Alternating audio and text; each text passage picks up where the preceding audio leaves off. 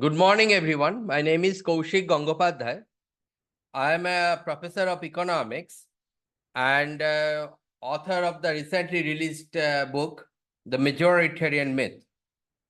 Today, I'll be talking about a particular question that has come up in the Indian political scenario recently, which is the redistribution of wealth. And I shall argue why redistribution of wealth is simply a bad idea. Um, so I have different arguments, and I will present them in the following categories: philosophical, empirical, sociopolitical, and dharmic. Philosophy is about rationality. So let's present the philosophical argument. Those who want to talk about redistribution of wealth, why do they think that redistribution of wealth is a good idea? So they kind of think the history has created a bad outcome, which is present today, which is wealth inequality. And the moment we redistribute to create an equality, it will stay forever or it stay for a very, very long time. And this will be welfare improving for all. That is the general understanding. Now, to understand this philosophically, we need to know, used to use a framework which has been used by Professor Thomas Sowell. Thomas Sowell is a very famous thinker, social thinker, economist, and probably the most eminent minds alive at the present time. So Tom Sowell has a book. The name of the book is a conflict of two visions. And this book is originally published in 1987, republished in 2007 by Basic Books. This book describes the ideological origin of the political struggles now we are having in all societies. So there are two political visions. One is called constrained vision. In the constrained vision, basically you cannot think that we'll change too much. We kind of stay very much constrained to the reality, constrained, and we kind of think that we'll remain here, we'll be remain grounded to the here, and we can have some changes and that here and there, but that will not drastically, our nature as a human being will change. The other vision is called the unconstrained vision. Unconstrained vision kind of thinks that our nature will basically change the moment some other outside things change, like wealth distribution or something like that. And the unconstrained vision sort of could assume anything about the human nature possible in future. Constrained future is rather more pessimistic. If you go by the constrained vision, it kind of thinks that history has happened because of a reason, because of the way we are now. And that's how the wealth distribution is a part of the process. Whether we like it or not, that's how we are. And even if we redistribute, it will not be very long lasting, or it will come with a lot of other issues that actually will be worse for us. On the other hand, the unconstrained vision people, they think that, the moment wealth will be equal, human beings will suddenly jump to a very different kind of characteristic altogether, and it will be a dawn for new age. So that is the idea in this other vision we are having. Now, philosophically, which vision should we accept? The idea is our brain, our neurological processes, these have not changed, right, from yesterday to today. So that, logically speaking, rationally speaking, philosophically speaking, therefore, constrained vision is more philosophical, that because we have not changed, our thinking has not changed or shall not change in near future, and therefore redistribution is not going to change anything. The second argument I will give is empirical argument. So let's see what does it say. So there are a lot of studies by system experts, complex system people studying complex systems. It actually, and there are a lot of physicists involved. It actually started from some notes by a very prominent physicist, Meghnad Saha. And it has been advanced sufficiently by another prominent physicist, Vikas K. Chakrabarty. He's a Bhatnagar Award-winning physicist from Kolkata. So the idea is basically they study processes and wealth distribution. And this has a name, they call it Pareto's law or Gibbs law. And they basically, there are some small variation, but basically they say that 20% of the any population will hold 80% of the entire thing. So if you look at the number of words in any book, so 20% of the words like of, the, these will be like, will occur 80% of the time. And 80% of the other words will occur only 20% of the time, right? So similarly, wealth also is found to be like 20% will roughly have 80% of the wealth, and the other 80% will have 20% of the wealth. And this has been found to be true across societies and across times. Of course, there are other so there are a lot of studies on this, how this is coming and the how understanding the process. But this is sort of we understand to be the baseline of the study. Now, suppose you change the distribution, what will happen? So this process says that again it will come back to what it was originally. And we can see also in Mao's China, the people with wealth, they were persecuted, many were killed, many were sent with severe kind of castigation and punishment. And their sons were also been, their offsprings, children were discriminated against to get jobs, education, everything.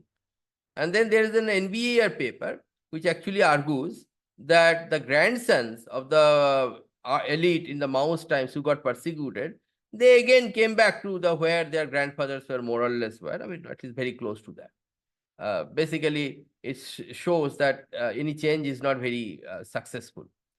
So now this redistribution has been attempted along with Mao's China, Bolshevik Russia, Cambodia, Venezuela, many places, right? So Bolshevik Russia, basically after Lenin and the Bolshevik party came to power 1917, so they implemented the radical agenda of redistribution of wealth. And it ended up with a great famine because the people with the land, they are not very willing to put any effort to make things grow. So just because you have the means with you, it doesn't mean the automatically the output will be produced, right? It requires entrepreneurship, a lot of effort, thinking. Those things are not there. Just because you redistribute the wealth doesn't mean that will automatically come. And therefore, there's a severe famine in Bolshevik Russia, 1921-22. Millions perished. And it was a tremendous loss for the society. A lot of values are gone. Cannibalism became a very common phenomenon in some parts. And same thing happened in Mao's China in 1960. There's a great famine. Someone visited Beijing, and then the person found that in the trees in the Beijing, they're all without any leaves or anything like that. You can find it. There's a book by Jung Chang and John Holiday. It's called The Mao, the Unknown Story. They have described there also as well. Same thing happened in Cambodia. There's a very famous Hollywood movie, Killing Fields. So basically, these concentrate these camps, labor camps in Cambodia, there are millions perished because of hard labor, malnutrition, and other things. The entire country degenerated into more and more poverty. Same thing happened in Venezuela most recently, right? They have done a lot of subsidies and tried to redistribute. The entire economic collapse, looting became entirely rampant. I think this was in 2016 or so. And many people actually came to the neighboring countries in search of food and everything. And I mind you, Venezuela is not a very poor country. It was a petroleum exporting country, lot of resources, still all these things happen. I think the sum is basically this idea of redistribution of income wealth. This is often called socialism.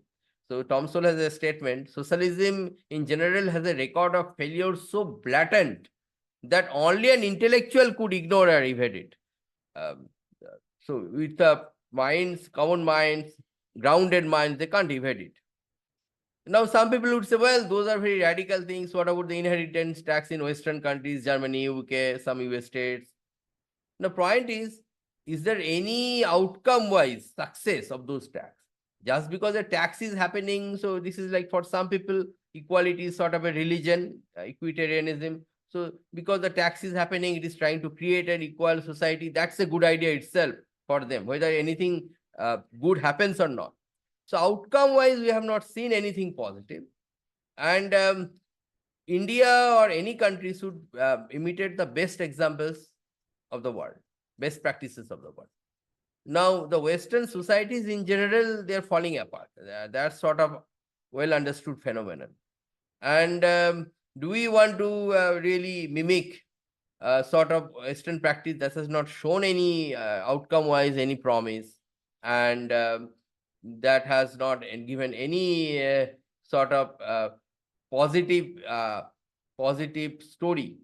Then should we just follow because it's a Western in nature? I mean, I think that's sort of the real problem. That is sort of the mental colonialism we are having.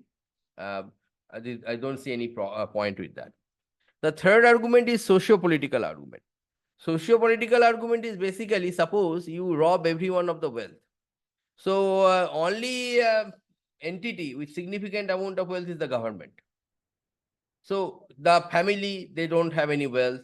Communities, trust, they don't have much wealth. Everything is gone, right, in a way. So only entity that is can do some good effort for society is the government. So this is the classic monopoly problem, right? In the classic monopoly problem, um, the monopoly has all the power.